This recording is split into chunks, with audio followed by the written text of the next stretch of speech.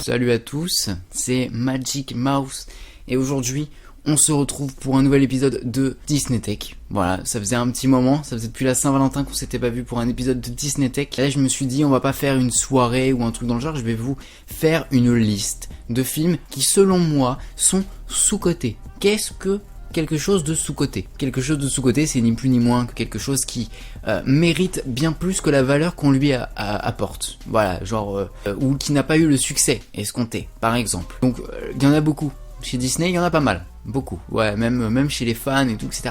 Il y en a pas mal.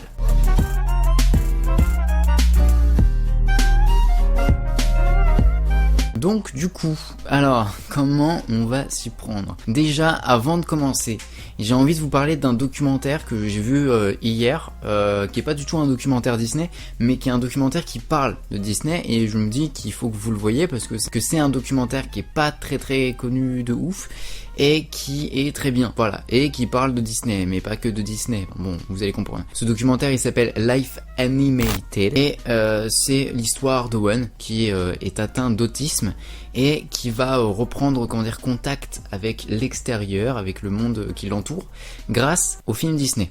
Voilà, il va tout Disneyiser autour de lui, ça va lui permettre de grandir, d'évoluer, par exemple de sortir de son mutisme, etc. etc. Donc, regardez ce documentaire. Je vais pas m'étaler dessus parce que c'est pas du tout le sujet de la vidéo, mais regardez ce documentaire parce qu'il est très bien. Et il est disponible sur Netflix. Voilà, j'espère que vous allez passer votre soirée à regarder ce documentaire.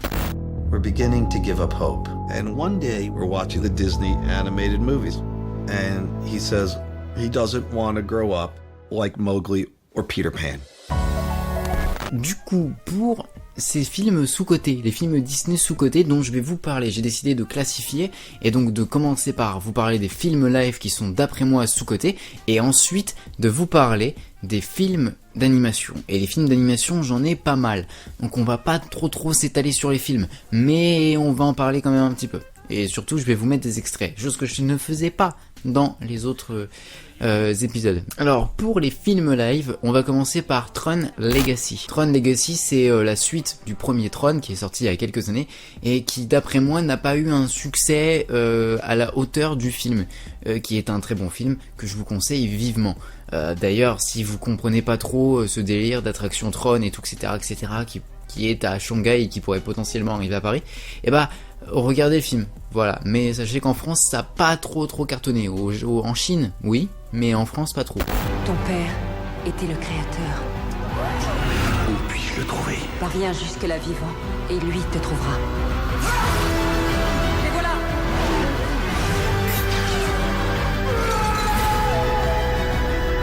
Film suivant qui d'après moi a vraiment été sous-coté, et là je parle vraiment d'un succès qui n'était pas présent alors qu'il méritait vraiment beaucoup de succès, ce film, c'est À la poursuite de demain. À la poursuite de demain, réalisé par Brad Bird. Alors Brad Bird, vous le connaissez sûrement puisqu'il a réalisé Les Indestructibles, mais en film pas Disney, il a aussi réalisé par exemple Le Géant de Fer. Voilà, donc regardez À la poursuite de demain, qui en plus a un très bel hommage au land du futur des parcs Disney, donc Tomorrowland, puisque c'est un film qui est entièrement inspiré de ces lands-là, et il faut que vous le voyez. D'ailleurs, en plus de ça, il y a énormément de clins d'œil au parc Disney, dont par exemple un passage dans It's a Small World, bref, vous allez voir, regardez ce film, si vous êtes fan des parcs Disney, franchement, vous allez kiffer.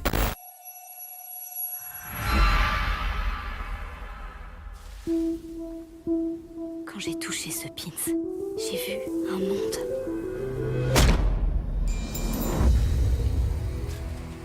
Un monde extraordinaire. J'avais l'impression que tout était possible. Et puis il a disparu. Ensuite, je vous conseille Dans l'ombre de Marie, la promesse de Walt Disney. Alors, ce film-là, c'est un film qui est donc du coup basé sur des faits réels, vous le savez, hein, vous en doutez, puisqu'en fait c'est comment Walt Disney a réussi à avoir l'auteur de Mary Poppins, pour pouvoir avoir l'auteur de Mary Poppins dans sa poche, pour pouvoir faire un film sur Mary Poppins, comment ça s'est passé, etc., parce que ça n'a pas été très facile pour Walt. Donc du coup, voilà, dans ce film, on découvre tout ça, on en découvre un petit peu plus sur les origines de l'histoire de Mary Poppins, et c'est un très bon film. Alors, qui est pas du tout ouvert aux enfants. J'ai trouvé personnellement que c'était un film, tu le montres à un gosse, il pige rien. Vraiment, c'est un film qui est très adulte et qui est un très beau film. Arrêtez! Je ne vous laisserai pas en faire un de vos stupides dessins animés. Dit la femme qui envoie une nounou volante au parapluie parlant sauver des enfants. Vous croyez que Mary Poppins est venue sauver les enfants? Juste ciel. Madame Travers, qu'est-ce qui m'a échappé? Mary Poppins et les Banks sont comme ma famille. Mary Poppins a réellement existé. Alors ce ne sont pas les enfants qu'elle est venue sauver, c'est leur père. Et on va finir avec le dernier film live qui est pour moi le film live qui devait avoir un succès, vraiment, il avait tout pour avoir un succès. Il y avait tout pour créer une saga vraiment intéressante et riche. Mais non, Lone Ranger. Lone Ranger, c'est un film que j'ai vu moi personnellement au cinéma quand j'étais plus jeune. Et c'est un film que j'ai tout de suite adoré. Et je l'ai en DVD, il est très bon. Il y a Johnny Depp dedans, déjà, voilà. C'est réalisé par Gore Verbinski, c'est-à-dire le réalisateur des Pirates des Caraïbes. Et donc du coup, c'était le principe au départ, hein, Lone Ranger, le but c'était de faire une grande saga un peu comme Pirates des Caraïbes. Et il y avait tout pour faire un bon truc. Le problème, c'est que le succès n'a pas été présent, que ça n'a pas du tout intéressé les gens, que les gens n'ont pas été voir le film au cinéma, alors que c'est un bon film, vraiment. Ne vous fiez pas à son succès, le film est bon.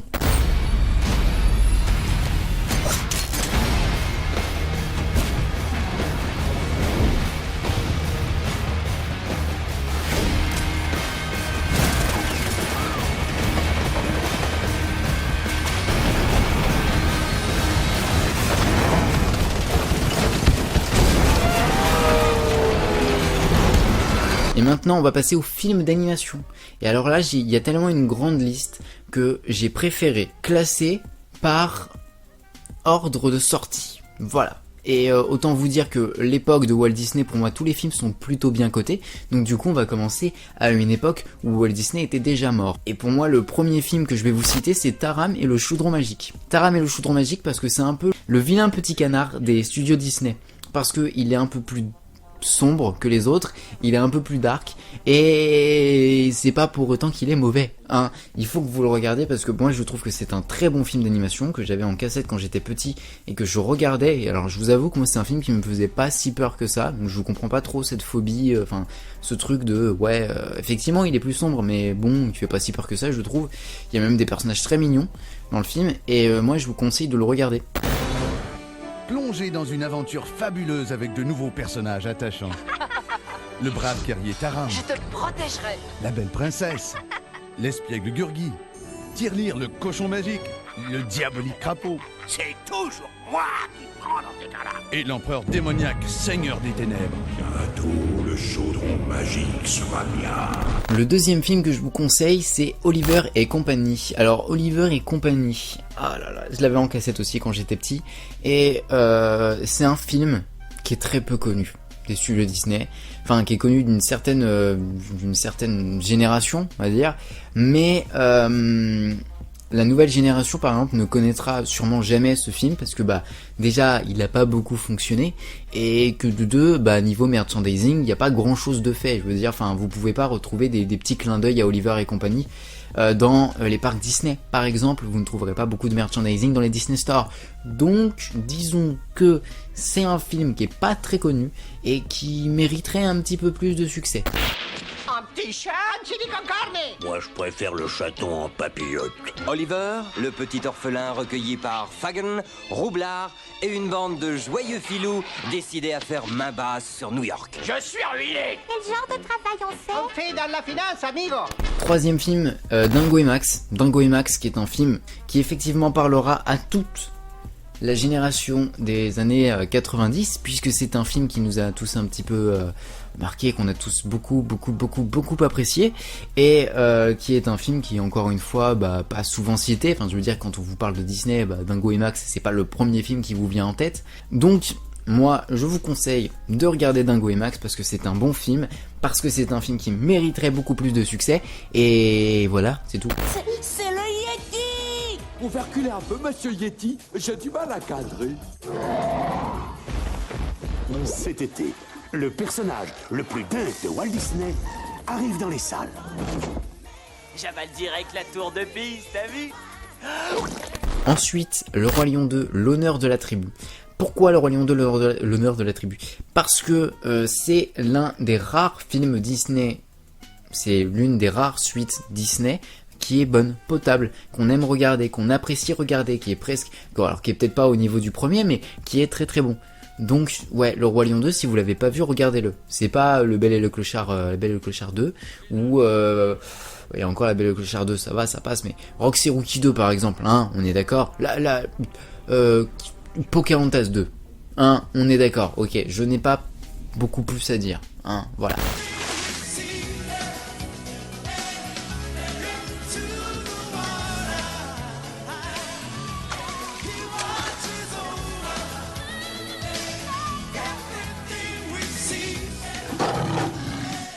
Là, je vais citer deux films qui, honnêtement, sont deux films qui ont connu le même syndrome, les deux. Alors, Atlantide, l'Empire perdu et La planète au trésor.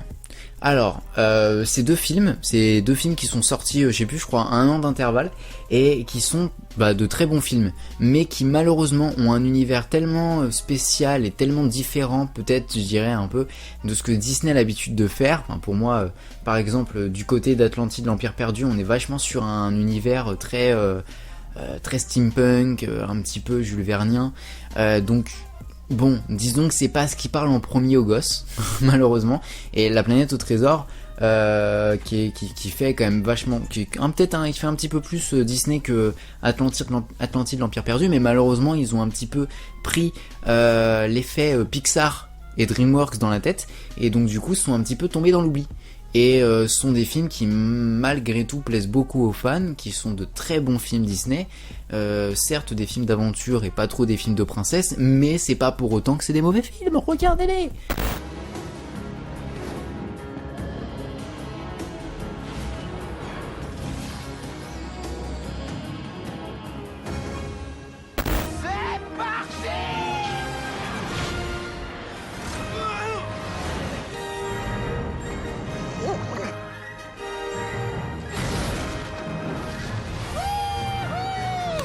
Là, je vais citer un film que j'adore, que j'aime beaucoup, mais qui malheureusement est beaucoup trop oublié dans les classiques Disney. Frères des ours.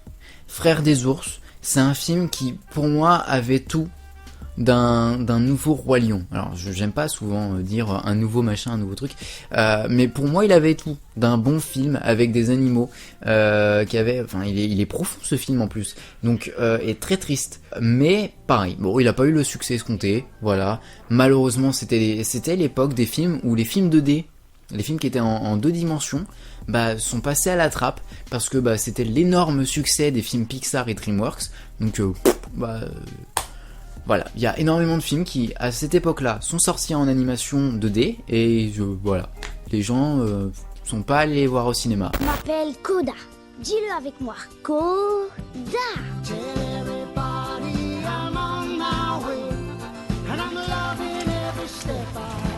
Je voudrais pas avoir l'air de me vanter, mais je suis une terreur, une boule de poils féroce. Sans blague. Dommage, parce qu'ils sont tout aussi bons que les autres. Après, je dis pas, il y a des films qui sont un peu moins bons. D'ailleurs, on fera peut-être un épisode de Disney Tech sur les films Disney à la limite du nanar. Mais ça, on en parlera plus tard. Autre film, La princesse et la grenouille. Alors, celui-là, il a plus fonctionné que Frères des ours ou je sais pas, Atlantide, l'Empire perdu par exemple. Mais, malheureusement, c'est le film qui a poussé Disney à ne plus jamais refaire d'animation 2D. Au cinéma, en tout cas. Parce que c'est un film de princesse, mais c'est un des films de princesse qui a le moins bien fonctionné. Voilà, c'est dommage, parce que c'est un bon film. Je vais pas plus m'étaler parce que c'est un bon film. Les gens le savent, que La princesse et la grenouille est un bon film de princesse. Tout le monde le sait. Mais malheureusement, il a pas eu le succès. Enfin, il a pas eu autant de succès que Réponse ou La Reine des Neiges. Voilà, malheureusement. J'ai été envoûté par un sorcier. Au naturel, je suis un prince charmant, désirable, danseur hors pair, et puis d'une minute à l'autre, alors, je me prends les pieds dans ces trucs-là. Maintenant, on va parler d'un film, et c'est le seul, d'après moi, que j'ai mis dans mon classement de ce réalisateur-là. Un film de Tim Burton. Alors pourquoi c'est le seul que j'ai mis dans mon classement? Parce qu'en général les films de Tim Burton sont plutôt bien cotés, c'est-à-dire que ils ont un succès à l'image du film. Voilà. Et bah Frankenweenie c'est un des films, non, je sais pas pourquoi. Voilà, Frankenweenie, j'en ai déjà parlé dans mon classement, je crois, des films de Halloween. Et Frankenweenie c'est un film de Tim Burton, un film Disney, et la plupart des gens ne savent pas que c'est un film Disney. C'est incroyable quand même. Les gens ne savent pas que c'est un film Disney. Donc regardez Frankenweenie, c'est du bon Tim Burton, c'est du beau Tim Burton. Regardez Frankenweenie, point. Ton chien est vivant. Victor a ramené à la vie un animal. Avec des éclairs, des booms et des... Il va se passer quelque chose d'énorme. Qui est responsable de ça? Je voulais seulement que mon chien revienne. Il faut voir plus grand. Debout, colosse! Et alors là, je sens que je vais avoir des problèmes dans ce que je dis. Je vais finir avec un film Disney. Et là, on va me dire, mais Johan, qu'est-ce que tu racontes? Comment ça, ce film est considéré comme sous-coté? Pour beaucoup, il est considéré comme surcoté. Et justement, c'est pour cette raison que je le mets dans la catégorie sous-coté. Parce que pour beaucoup, il est surcoté. Alors que pas du tout. Ce film, c'est La Reine des Neiges. Frozen. Pourquoi? Parce que, alors, il n'est pas du tout sous-coté dans le public, dans le grand public. Je parle là de chez les fans. Les fans considèrent vraiment que La Reine des Neiges est un film qui a eu beaucoup trop de succès par rapport à certains autres films. Et je suis pas d'accord. Je suis pas d'accord. D'après moi, La Reine des Neiges, c'est ce que Disney sait faire de mieux. Moi, personnellement, La Reine des Neiges, c'est pas mon Disney préféré. Même s'il est quand même bien dans mon top 3. Mais d'après moi, même si c'est pas pour nous les fans le meilleur Disney, si c'est un Disney qui a connu un succès énormissime et ça s'est ressenti, hein, quand même, ça s'est un peu ressenti, mais pour moi c'est un succès qui est mérité, parce que c'est un bon film qui parle à tout le monde et qui mérite amplement son succès, vraiment. Donc, La Reine des Neiges, sous-coté, chez les fans Disney, qui ont cette tendance à être un petit peu relou, hein. Dès qu'il y a un film qui a un peu trop de succès, qui est un petit peu trop apprécié par le grand public, on va le mettre dans la catégorie surcoté. Et moi je ne suis pas d'accord, voilà.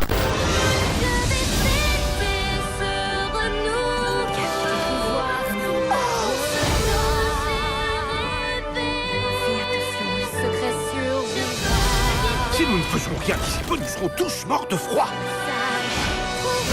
Mettez fin à cet hiver, s'il vous plaît. Mais regardez, je ne peux pas. Voilà, c'est tout ce que j'avais à dire sur les films Disney qui sont d'après moi un petit peu sous-cotés.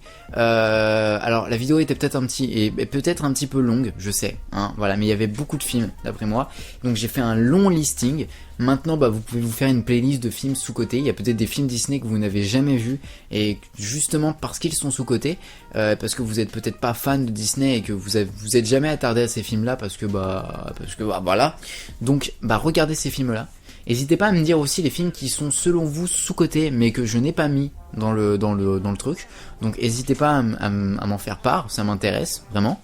Et donc, du coup, voilà, c'est tout ce que j'avais à vous dire. Si la vidéo vous a plu, n'hésitez pas à mettre des pouces bleus, à me le dire en commentaire, à vous abonner à la chaîne si c'est pas fait, à partager la vidéo si vous le souhaitez, et vous pouvez aussi me rejoindre sur mes réseaux sociaux pour me retrouver dans mes longues et grandes aventures. Voilà, allez-y, vous pouvez. Dans tous les cas, c'était Magic Mouse pour vous servir, surtout n'oubliez pas de rester des enfants. On se retrouve rapidement pour un prochain épisode de Disney Tech. Et voilà, plein de bisous, salut, au revoir, goodbye, bye bye, ciao.